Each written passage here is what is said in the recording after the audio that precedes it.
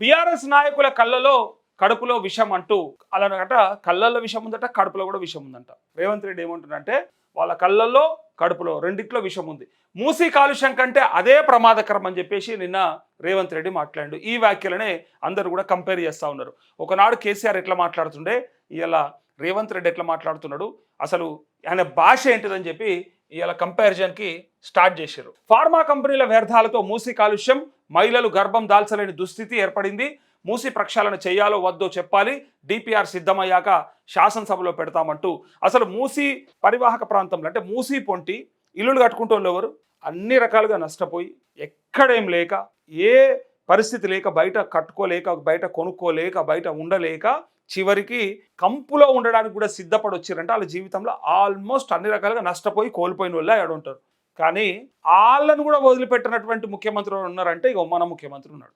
జీవితం పూర్తిగా అధ్వానమైనటువంటి పరిస్థితులకి నెట్టివేయబడ్డ తర్వాత వాళ్ళకి అది విధి రాతనో లేకపోతే వాళ్ళ స్వయంకృతాపరాధమో ఏదో రకరకాల ఇష్యూస్తోని వాళ్ళు ఆ స్థాయికి పడిపోయి అక్కడ ఏదో ఒక చిన్న గూడు నిర్మించుకొని ఉంటుంటే వాళ్ళను కూడా అంటే అక్కడ నివసించడానికి సిద్ధపడ్డటువంటి ఆ పేదలను కూడా అక్కడి నుంచి లేకుండా చేయడానికి మనకు ఒక ముఖ్యమంత్రి దొరికిండు, ఆయన రేవంత్ రెడ్డి. ఆయన వల్ల ఇలా అక్కడ కూడా ఉండకుండా అయిపోయారు. అక్కడికి వెళ్ళి కూడా తీసుకుపోయి ఇంకో దగ్గర పెడతాను అంటా ఉన్నాడు. దానికి డబుల్ బెడ్రూమ్లు, మళ్ళీ దాని పేరు కేసీఆర్ కట్టిన డబుల్ బెడ్రూమ్లు ఇస్తా అని చెప్తుండు. మరి ఇందిరమ్మ ఇల్లు మంచిగా గట్టి ఇవ్వచ్చు కదా, ఇంకా మంచిగా కట్టచ్చు కదా. కొంతమందికి ఫస్ట్ ఫ్లోర్ ఉంటుంది, సెకండ్ ఫ్లోర్ ఉంటుంది. అయితే అక్కడ కూడా ఎట్లా కట్టుకురు మరి అంటే, సరే ఏదో తక్కువ ధరకు కొనుక్కోండి, తక్కువ ధరకు కట్టుకొని తక్కువ ధరకు ఏదో ఎల్లదీసిర్రు. సో వాళ్ళకి ఇప్పుడు మరి ఆ టైప్ ఉంటుందా ఇల్లు అంటే అక్కడ ఉండదు. మళ్ళీ ఇక దాంతోపాటు ఇక్కడ మూసీ ప్రక్షాళన చేయాలో వద్దో చెప్పాలని చెప్పి మూసీని నైట్ ఎకానమీగా మారుస్తాం.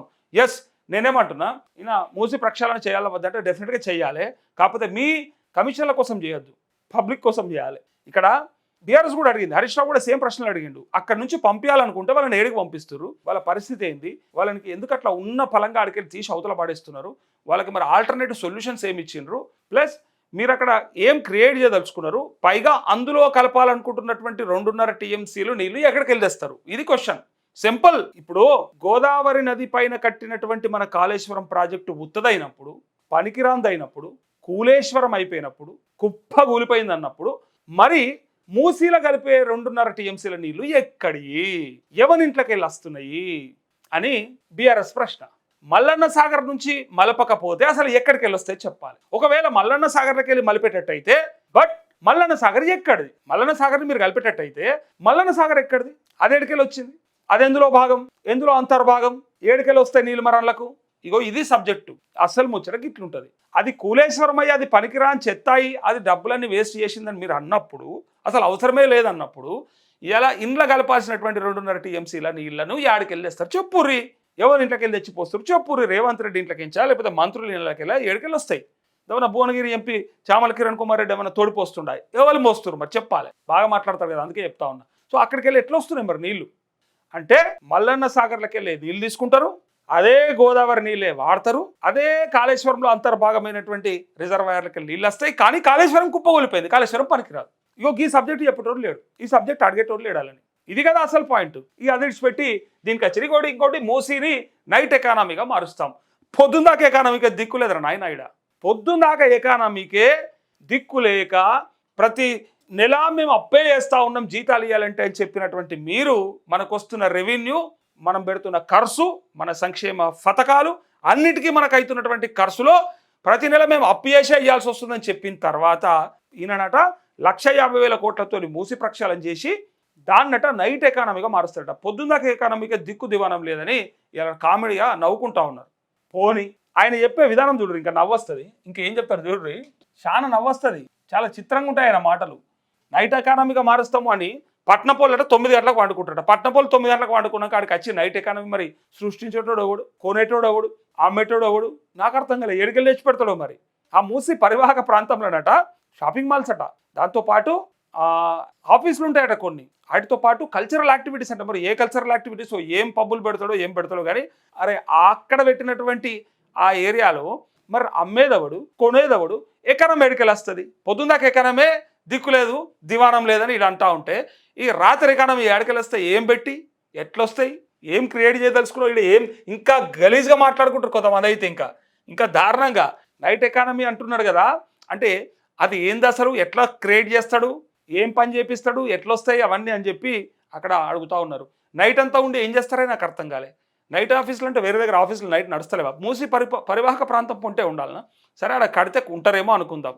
కానీ నువ్వు అన్న విధానం ఎట్లుందంటే ఏదో ఏదో ఆడ చెట్ల మీద ఇస్తాలు కుట్టినట్టే అనామతం. ఇవాళ అయిపోయినట్టే, ఇక కళ్ళ ముందు కనపడ్డట్టే. అంత ఆగమాగం ఉంటుంది, ఆగమాగం జగన్నాథం అన్నట్టు ఉంటుంది. ఇక నిన్న మాట్లాడినటువంటి మాటలల్లో ఒక 2 మాటలు విన్నాక ఈ నైట్ ఎకానమీని ఎట్లా క్రియేట్ చేస్తారో ఒకసారి మీరు చూడాలి. ఎందుకంటే చూడకపోతే మళ్ళీ మనకు కన్ఫ్యూజ్ చేస్తారు కొంతమంది.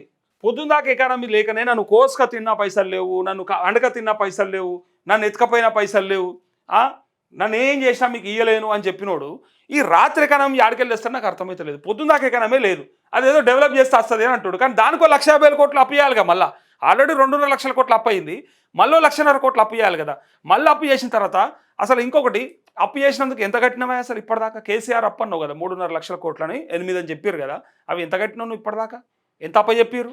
ఇంకా చూడుర్రి, ఇంకా ఏమంటాడు, ఇక నైట్ ఎకానమీ గురించి ఎట్లా చేస్తాడు. ఇక బీఆర్ఎస్ వాళ్ళకు మైక్ ఇచ్చిర్రా లేదా, కడి చేసిర్రా, వాళ్ళకి ఇవ్వకుండా ఎవరికి ఇచ్చిర్రు, అవన్నీ కూడా మనం ఇక మస్తుకున్నా ఇవ్వాలా. కాకపోతే ముఖ్యమైన అంశం ఏంటంటే మొత్తం ఇలా సోషల్ మీడియాలో వైరల్ అవుతుంది ఒకటి, Revanth Reddy night economy create చేస్తా అన్నాడు. ఈ ఆర్టికల్ క్రియేట్ చేస్తాడు నాకు అర్థం కాలేదని ఇలా జోక్గా తీసి పాడేస్తారు. గట్లే మాట్లాడతాడు. ఎందుకంటే నీళ్లు నిలవకుండా ఆడాడ బాయిలు తీసినా అని చెప్పిండు చూడు, ఇది గంతే అని అన్నాడు. రోడ్డు పంట పోతుంటే ఆడాడ బాయిలు నవ్విపించినా అన్నాడు కదా, అది గంతే. అట్లే దిల్సునార్ల హెలికాప్టర్లు కూడా కొనుక్కోవచ్చు, విమానాలు కూడా కొనవచ్చు అని చెప్పిండు కదా. హైదరాబాద్కి మొత్తం 3 వైపుల సముద్రం ఉందన్నాడు కదా. సో ఇదంతా కూడా యాడ్ చేసుకొని ఇట్లా కామెడీగా నవ్వుకుంటా ఉన్నారు. ఈయన వేసింది ఏంది, ఈయన మాట్లాడింది ఏంది అని చెప్పి. ఇక్కడ ముఖ్యంగా రేవంత్ రెడ్డి నైట్ ఎకానమీ ఎట్లా క్రియేట్ చేస్తా అన్నాడు ఒకసారి మీరు చూడాల్సిందే, తప్పకుండా మిస్ కావద్దు మనం. అట్లా మిస్ అయితే మళ్ళీ ప్రాబ్లం అవుతుంది. ఇగో చూడండి, పట్టణం అంతా రాత్రి నిద్రపోతుందట, తెల్లారులు ఇవ్వంగానే. ఇగో చూడండి ఒకసారి. అందుకే ఈరోజు మూసీ నది పరివాహక ప్రాంతాన్ని నైట్ ఎకానమీగా మారుస్తా అని చెప్పిన అధ్యక్ష. Wow, great. మరి మార్నింగ్ ఎకానమీ అడవైంది సిపాయి, ఎందుకు మార్నింగ్ ఎకానమీ వస్తలేదు? ఏది లిక్కర్ మీద ఒక వారం రోజుల నుంచి 1,300 కోట్లు అమ్మినట్టు అనుకున్నావు. ఎకానమీ సృష్టించుడు అంటే ఏమనుకుంటున్నావు? అసలు నువ్వు సంపద సృష్టించుడు అంటే చిన్నపిల్లలు ఆట అనుకున్నావు. పరిపాలన అంటే ఏందనుకున్నారు? ఏదో ఎట్లా పడితే అట్లా మాట్లాడి వచ్చేసినాక అధికారంలోకి ఏమన్నా చేయొచ్చు అనుకున్నారు. ఇప్పుడు తెలుస్తున్నా అది కోసుక తిన్నా సరే చెప్పులు ఎత్తుకపోతారని అనుకుంటుర్రు, దొంగ లెక్క చూస్తుర్రు అని చెప్పి అన్న మాట అర్థమైందా? అప్పుడు నాకు కొంచెం అని అర్థమైందా? ఇప్పుడు మార్నింగ్ ఎకానమీ గంగలు కలిసింది, నైట్ ఎకానమీ చాలా అవుతుంది అటు. ఇక ఖాళీగా మూసి పరివాహక ప్రాంతంలో కట్టినటువంటి వాటి అది ఎన్నడు కట్టాలి? ఏదో అంటారు కదా, పిల్ల పుట్టక ముందే కుల్లగుట్టి పెట్టినట్టు, అది ఎన్నడు కావాలి, అది ఎన్నడు మొదలు కావాలి, ఎన్నడు తుది కావాలి, ఎన్నడు బయటకు పడాలి. ఇప్పటిదాకా 2 ఏళ్ల నుంచి దాని డిపిఆర్ దిక్కులేదు. మంత్రి శ్రీధర్ బాబు చెప్తాడు డీటెయిల్డ్ ప్రాజెక్ట్ రిపోర్టు వితిన్ ఎ వీక్లా లేదా వితిన్ 4 వీక్స్లో వస్తుంది, అంటే 1 మంత్లో, వితిన్ ఎ మంత్లో మేము ఫస్ట్ ఫేజ్ డిపిఆర్ వస్తుంది అని చెప్పిండు. ఈయననేమో డిపిఆర్ రానికే 1 ఇయర్ పడుతుంది అన్నాడు. అంటే 3 ఏళ్ళు అయిపోయాయి. ఆ తర్వాత నువ్వు ఎన్నడు చాలు చేసి ఎన్నడు కంప్లీట్ చేస్తుంది? ఇగో చూడు ఇంకేమంటాడు. పట్టణమంతా రాత్రి 9 గంటలకు నిద్రపోతే, పట్నమంతా రాత్రి 9 గంటలకు నిద్రపోతుంది. నేను లేచి తిరుగుతా, గబ్బిలం లెక్క రాత్రి అంతా ఉంటా, లేదా జనాలంతా ఎక్కడికెళ్ళో బయటకెళ్ళి వస్తారు. నాకు అర్థం కాలేదు, ఏడికెళ్ళి వచ్చి ఉంటారా మరి? నైట్ ఎకానమీ అంటే అక్కడ ఎట్లా నడుస్తుంది? ఏం చేస్తావు? ఏం క్రియేట్ చేస్తావు? ఉన్నదాని దగ్గరనే దిక్కు లేదు, ఇంకా కొత్తది క్రియేట్ చేస్తాను పడితే వేడికెళ్ళు. ఇగో రాత్రి 9 గంటల నుంచి ఉదయం 6 గంటల వరకు మూసీ నది పరివాహక ప్రాంతంలో నైట్ ఎకానమీని రివైవ్ చేసి అక్కడ హోటల్స్, ఆఫీసులు, అదే విధంగా ఫుడ్ కోర్ట్స్, కల్చరల్ యాక్టివిటీస్, వీటన్నిటిని కూడా ప్రపంచ స్థాయి నగరంగా మార్చడానికి నైట్ ఎకానమీని ఓపెన్ చేయబోతున్నామని చెప్పిన అధ్యక్ష. ఆ ప్రాంతంలో ఉన్న ప్రతి వాళ్లకు, నష్టపోయే వాళ్లకు అత్యధికంగా నష్టపరిహారం ఇచ్చి బ్రహ్మాండమైన కాలనీలు కట్టించిస్తాం అధ్యక్ష.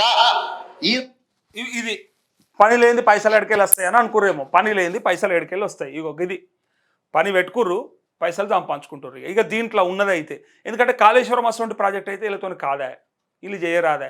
ఇదైతే 4 ఫేజుల కింద వేయచ్చు, 4 సార్లు అప్పు చేయొచ్చు, అందులో ఎంత వస్తే అంత పోసేయచ్చు. వీళ్ళు అన్నారు కదా కాళేశ్వరంలో మొత్తం 1,00,000 కోట్లు తిన్నారని. ఈ 1,50,000 కోట్లతో దాన్ని చేస్తామంటే ఏదైనా సరే ప్రభుత్వం, ఇగో ఎప్పటికైనా ఒకటి యాద పెట్టుకోరు, ప్రభుత్వమే కాదు మీరు ఎక్కడైనా సరే, ఒక పని పెట్టుకుంటేనే పైస వస్తుంది, ఒక పని చేస్తేనే పైస వస్తుంది. పని లేనిది పైసా అడికెళ్ళి పుడుతుంది. కాబట్టి వీళ్ళకు ఏం చేయకుండా సంక్షేమ పథకాలు ఇచ్చుకుంటా, లేకపోతే అదో ఇదో చిన్న చిన్న డెవలప్మెంట్ చేసుకుంటూ పోతుంటే పైసలు రావు. ఎక్కడైతే పెద్ద ప్రాజెక్టు పెట్టుకుంటారో దాంట్లో దోపిడీ ఎంత అంటే అంత చేయొచ్చు. అందుకోసానికి మొదలైంది ఈ డౌట్. అందుకే కాళేశ్వరం మీద ఉంది జనాలకు కూడా, కొంతమంది జనాలకు ఉంది, అట్లే రేవంత్ రెడ్డికి కూడా ఉంది. పెద్ద పని పెట్టుకుంటే అందులో పైసలు తినొచ్చు అని పేరుంది. ఇక్కడ కూడా అంతే, పెద్ద పని ఉన్నది కాబట్టి పెద్ద పనిలో దోపిడీ ఎక్కువ చేయొచ్చు అనేది ఇక్కడ ఉన్నది. అయితే ఇక్కడ ఏమంటారంటే ఇక నైట్ ఎకానమీని క్రియేట్ చేస్తా, పొద్దుందాక ఎకానమీని చేయరా సారు జరా. నేను ముఖ్యమంత్రిగా చేసింది ఫస్ట్ ఉన్నది చక్కగా చూడమని, తర్వాత ఎద్దు మీదికెళ్ళి ఏమైనా చేసేది ఉంటే తర్వాత ఎద్దు, కానీ ఉన్నది చక్కగా చేయమని. అందుకే ఇక్కడ ఇగో కామెడీగా అనుకుంటా ఉన్నారు. ఇంకా కామెంట్స్ ఇగో దీంట్లో చూడరు, ఇంకా ఆ నైట్ ఎకానమీ గురించి జనం ఏమనుకుంటారు ఒకసారి చూడరు. ఇగో కొన్నిసార్లు ఇది కూడా తెలవాలి మనకి, కొన్నిసార్లు ఈ క్లారిటీ కూడా ఉండాలి. మనం ఎన్నిసార్లు చెప్పినా ఇగో జనం ఏమనుకుంటారు అనే విషయాన్ని కొంతమంది నమ్మరు. ఇదే వీడియో కింద జనం ఏమనుకుంటారో ఒక్కసారి ఒక్కసారి చూసుకోరు, ఒక 4 కామెంట్లు చదువుతా. దీన్ని బట్టి అసలు రేవంత్ రెడ్డి మీద ఒపీనియన్ ఏందో తెలుసు. ఇప్పుడు మీరు పెట్టే పని లేదు, నేను పెట్టే పని లేదు, ఇది ప్రజలే కదా, మనకైతే అవసరం లేదు కదా, మనమైతే పెట్టలే కదా. ఇగో ఎవరో చెంపక్ సెట్ నైట్ ఎకానమీకి కేపీహెచ్బి మెట్రో స్టేషన్ ఉంది కదా అన్న, మళ్ళీ మూసి ఎందుకు, ఎంత కామెడీగా ఉన్నది చూడుర్రి. ఇక కేపీహెచ్బి సంగతి చాలా కొద్ది మందికి తెలుసు, అది ఎవరికన్నా డౌట్ ఉంటే యూట్యూబ్లో కొట్టి చూడుర్రి. కేపీహెచ్బిలో అక్కడ ఏం జరుగుతుంది, నైట్ పూట ఎట్లా సంపాదన జరుగుతుంది, ఎట్లా సంపాదన పెరుగుతుంది, అక్కడ ఏం దందలు నడుస్తున్నాయి అనేది ఒక్కసారి చూసుకోనరని ఒక ఆయన పెట్టిండే. మూసి ఎందుకన్నా మళ్ళా కేపీహెచ్బి ఉండంగా అని కామెంట్ చూడుర్రి, నాది కాదు ఇది, జనం కామెంటు. ఇగో నైట్ ఎకానమీయా అంటూ ఎట్లా నవ్వుతుండు చూడు, బ్రహ్మానందం ఆయనతో నవ్విపిస్తుండు. ఇంకా చూడుర్రి, మీరు కావాలంటే ఒక్కసారి ఇగో చంద్రబాబుకు పట్టిన జబ్బు వీడికి కూడా పట్టింది. ఇన్నరా నాదా ఇది కామెంట్ జనాలదా, నేనంటే కాదంటారు కదా. మీరు ఎన్ని కావాలంటే అన్ని చూడరు. ఇంకా ఇక most clueless chief minister ever and most useless chief minister after YS Jagan అంటూ తలైవర్ అని ఒక ఆయన మెసేజ్ పెట్టిండు. ఇంతకంటే క్లూలెస్ అంటే ఒక అజ్ఞాని ముఖ్యమంత్రిగా ఉండడు ఇప్పుడే జరిగింది, గతంలో ఎప్పుడూ లేదు, ఫ్యూచర్లో కూడా జరగదు. అంత అజ్ఞానంతో ఉన్నాడు, యూజ్లెస్ ఫెలో అని చెప్పి రాస్తున్నాడు డైరెక్ట్గా. నాదా ఇది, నా రాతేమన్నా ఉందా నాది, ఎవరు రాసిర్రు? ఇగో చూడరు, 9 PM తర్వాత ఏమవుతుందంటే ఇది అవుతుందని పెట్టిర్రు. ఎట్లుంది చూడరు, ఎంత చండాలంగా. ఇది జనం మాటనయ్యా, నా మాట కాదు.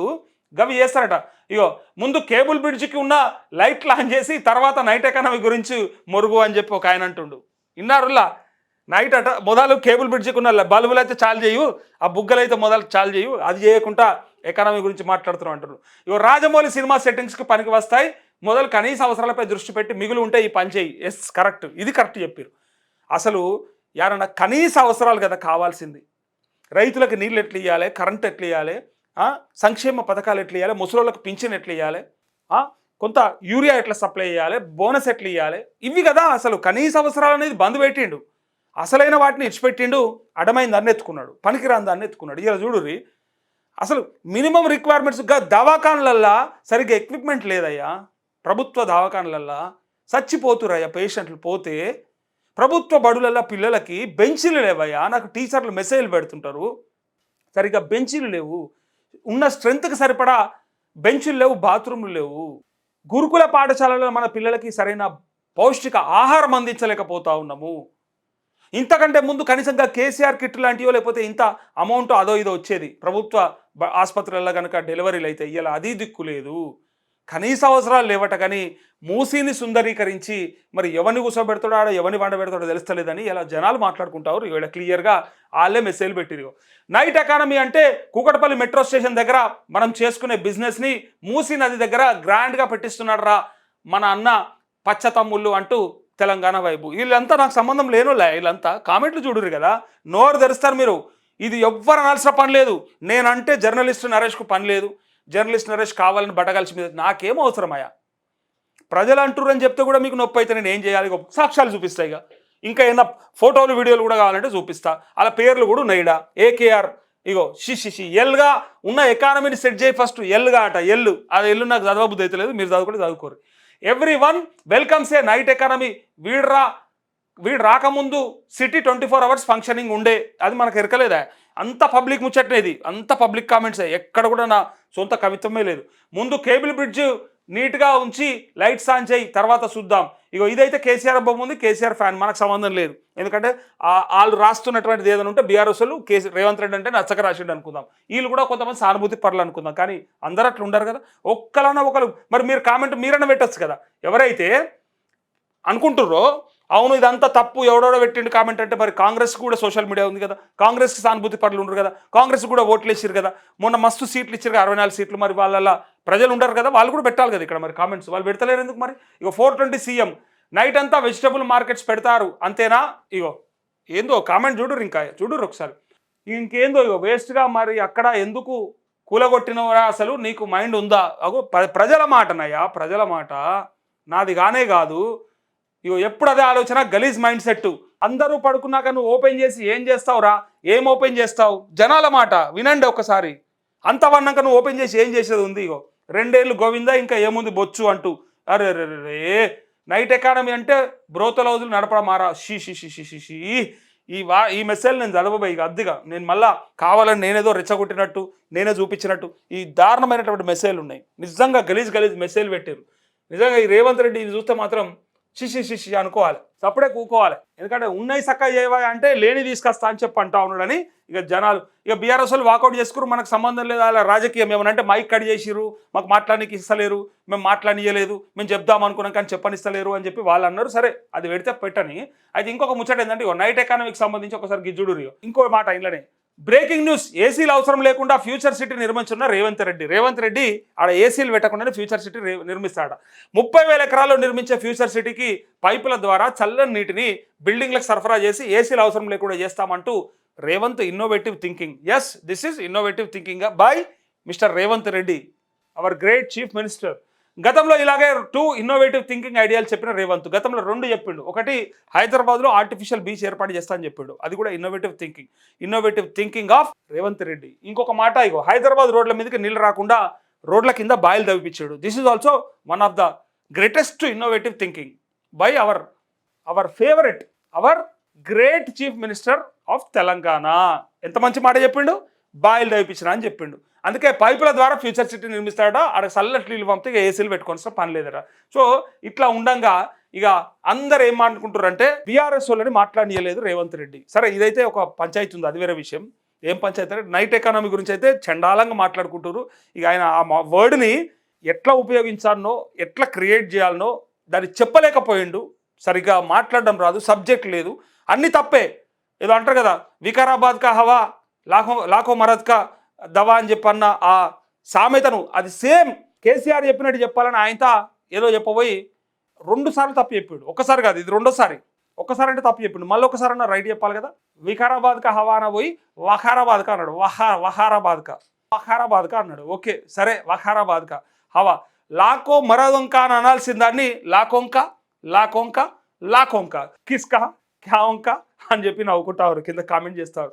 లాకొంక అని చెప్పి ఆపేసిండు. అది ఏదో అంటారు కదా అని వెనక తిరిగి అడుగుతూ ఉన్నాడు జనాల్ని, అలా అసెంబ్లీలో ఉన్న ఎమ్మెల్యేని.